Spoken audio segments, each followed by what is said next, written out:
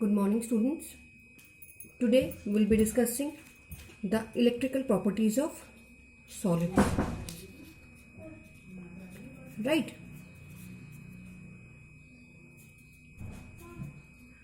Now, based on the electrical properties, the solids can be classified as conductors, semiconductors, and insulators. Right? The conductors are those in which the huge amount of electricity is allowed to pass through them. In NCERT, you'll be reading that in conductors, the valence band and the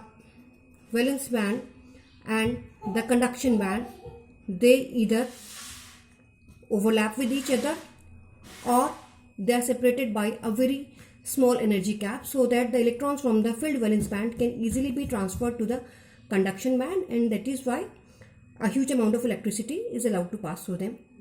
While in case of insulators, you'll study that valence band and conduction band are separated by a large energy gap. This is known as forbidden zone. It is because of this large energy gap, the electrons from the valence band are not allowed to be excited to the higher level conduction band, and that is why they don't allow the electricity to pass through them. While in case of semiconductors, you will be studying that the valence band and conduction band, they are separated by an energy gap. This energy gap is lesser than that in case of insulators but higher than that of conductors, and that is why only a few electrons, small number of electrons, are allowed to pass from the valence band to the conduction band in order to pass the electricity. Right? यहाँ पे बहुत ज़्यादा electrons का transfer हो जाता है valence band से conduction band में, that is why they allow huge amount of electricity to pass through them, और उन्हीं को हम कहते हैं conductors. While in case of insulators, the energy difference between the valence band and conduction band is very large, and that is why the valence band electrons are not capable of jumping to the higher level conduction band, and they do not allow the electricity to pass through them. While in case of semiconductors, the difference in these two energy gaps is in between these two, the conductors and insulators, and that is why the conductivity of semiconductors also falls in between these two categories. Right? अब ये तो समझ में आ गया. For that we need to understand the concept of these valence band and conduction band. What are these valence band and conduction band? For that you need to remember the molecular orbital theory that you have studied in class 11th. Right? When there is only one atom, उसके जो electrons होते हैं, each electron is characterized by a particular orbital with some energy. Right? When two atomic orbitals, they come closer to each other, when two atomic orbitals of two different atoms come closer to each other, the overlapping takes place, which results in the formation of the bonding molecular orbital and the anti-bonding molecular orbital. This is what happens in the molecular orbital theory. This is the simplest way to understand this. Right? जब एक atom था तो एक atomic orbital था. When there are two atoms or two atomic orbitals nearby each other, there are two molecular orbitals. One is bonding molecular orbital with the minimum energy. The other one is the anti-bonding molecular orbital with the higher energy. When there are three atomic orbitals, तो molecular orbitals भी three बनेंगे. Bonding molecular orbital, non-bonding molecular orbital and anti-bonding molecular orbital. When there are four atomic orbitals, four molecular orbitals will be there. 1, 2, 3, 4. The point is that कि जितने ज़्यादा number of atoms होंगे या जितने ज़्यादा number of atomic orbitals होंगे, उतने ही ज़्यादा number of molecular orbitals होंगे.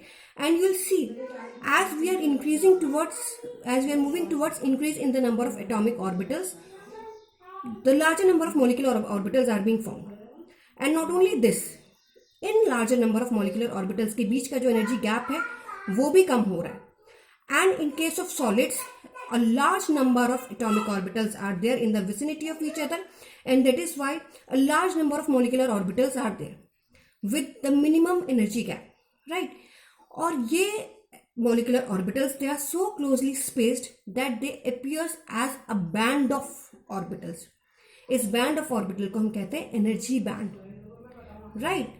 तो जब valence और atomic orbitals of the different elements, different atoms, sorry, when the, say for example sodium, जब सोडियम के बहुत सारे इनफाइनाइट नंबर ऑफ एटम्स होंगे तो उन सब के जो वैलेंस एटॉमिक ऑर्बिटल्स होंगे, जब वो ओवरलैप करेंगे, जब वो एक दूसरे के क्लोज आएंगे, तो जो हमारा ये एक एनर्जी बैंड बनेगा, इसको हम कहते हैं वैलेंस बैंड.